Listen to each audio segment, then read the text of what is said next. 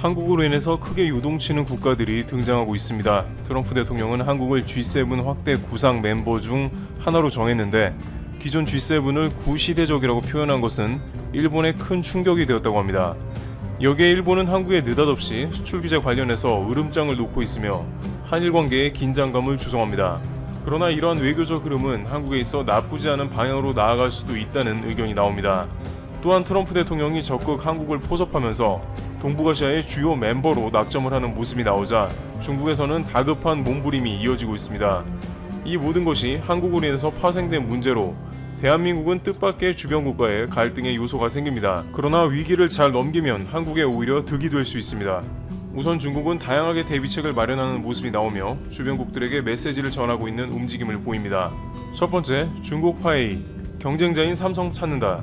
현재 중국은 연일 미국에 강한 메시지를 내면서 자국에 간섭하지 말고 미국이나 신경 쓰라고 강조하고 있습니다. 그런데 미국의 첨단 산업 제재는 중국을 매우 다급하게 하고 있는데 많은 사업이 고사 위기에 처하기 때문입니다. 특히 미국의 제재로 대만 TSMC와 협력길마저 끊어지면서 스마트폰 두뇌에 해당하는 애플리케이션 프로세서와 같은 핵심 반도체 부품을 구하기가 힘들어진 중국 화웨이가 새로운 우회로를 찾기 위해서 몸부림을 치고 있습니다. 미국은 이미 화웨이의 반도체 숨통을 끊어놓겠다는 의도를 분명히 드러냈다는 평가가 나옵니다.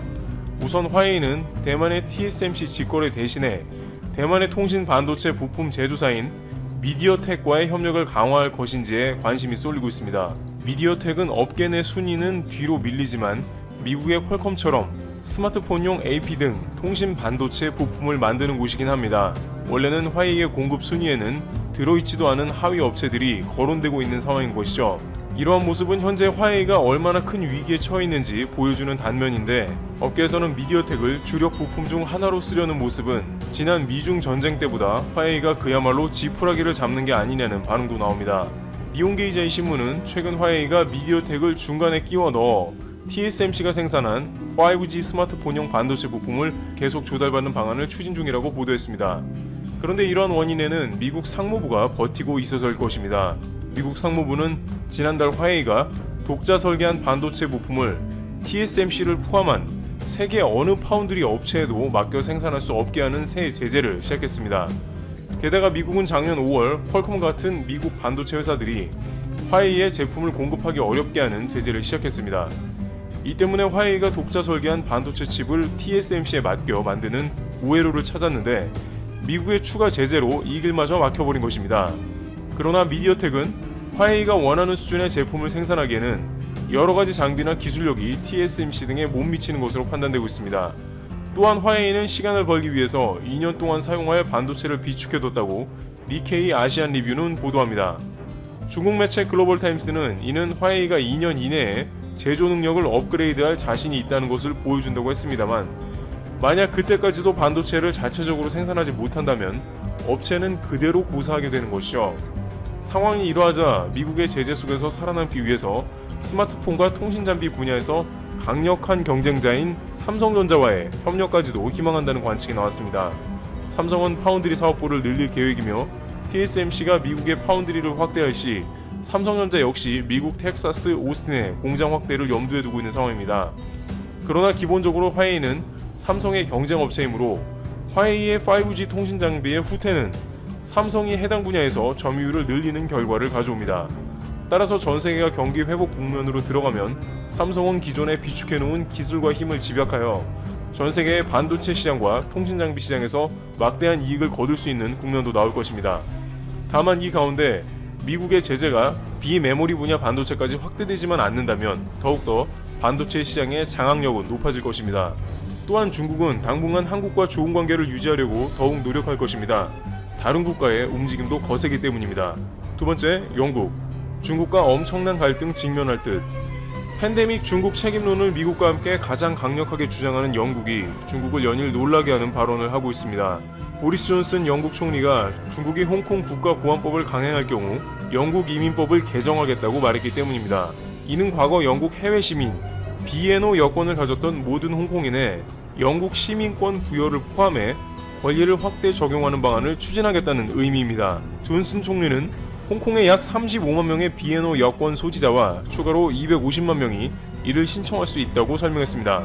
중국은 홍콩 보안법을 실시하면서도 내심 홍콩의 안정을 바래왔는데 이렇게 되면 홍콩의 본격적인 탈출 러시와 더불어 외국 자본들이 홍콩을 떠나게 되는 효과가 나타나게 되죠. 중국은 즉시 영국의 이러한 모습은 내정 간섭이라며 강력 반발할 수밖에 없습니다. 실제 중국은 홍콩의 자본 유출을 막기 위해서 홍콩 증시를 안정시키기 위해 약 43조 원의 자금을 홍콩 주식시장에 투입해 매수한 것으로 전해집니다. 홍콩의 S&P는 홍콩의 금융시장이 건재함을 보여주기 위해 중국 본토로부터 자금이 대거 유입되었다고 보도합니다. 전문가들은 중국 정부가 홍콩 보안법 제정으로 인해 글로벌 금융 허브로서 홍콩의 위상이 흔들릴 것을 우려해 개입했을 가능성이 크다고 분석했습니다. 중국은 홍콩 문제를 큰 상처 없이 잘 마무리하길 원하는 기색이 역력합니다. 그런데 영국은 여기서 그치는 게 아니라 영미권 기밀정보 동맹인 파이브아이즈, 영국, 미국, 캐나다, 호주, 뉴질랜드의 홍콩 보안법 여파로 홍콩인 탈출이 이어지면 이들을 수용하는 데 동참해달라고 요청했다고 2일 밝혔습니다.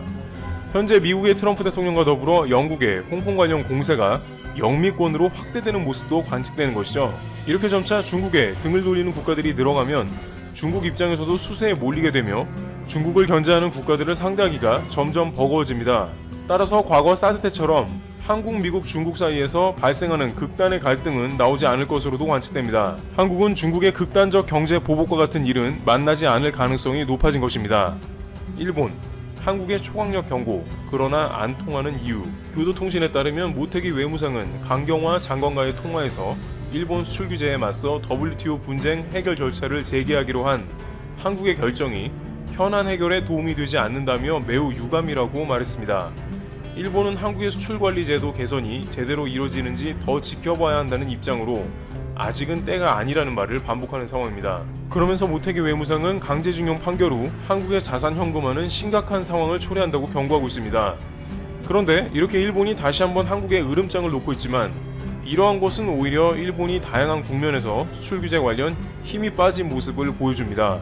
일본이 큰일 난다며 경고하는 일본 자산의 한국 내 현금화 부분도 일본에서 보복을 한다고는 하지만 일본은 한국에서 막대한 흑자를 얻는 국가이기 때문에 무역이나 다른 방안으로 보복을 한다고 해도 이번 수출 규제와 같이 한국의 불매운동을 부를 뿐입니다. 만약 일본이 강제징용 자산 현금화 이후에 어떠한 보복 조치를 실시할 경우 한국 내에서 아직 버티고 있는 많은 일본 기업들은 더욱더 큰 타격을 받을 것입니다.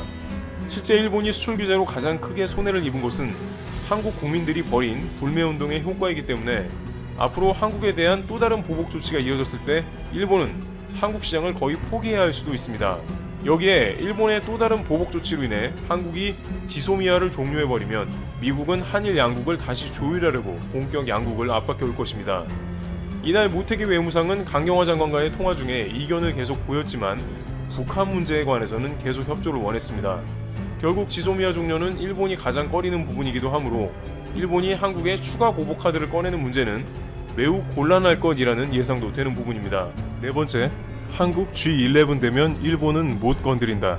일본에서 한국이 G7 추가 멤버로 정식으로 들어가는 것을 어느 정도는 꺼려한다는 것을 짐작은 하고 있습니다만 일본 내부에서는 적지 않게 속이 상한 모양새입니다.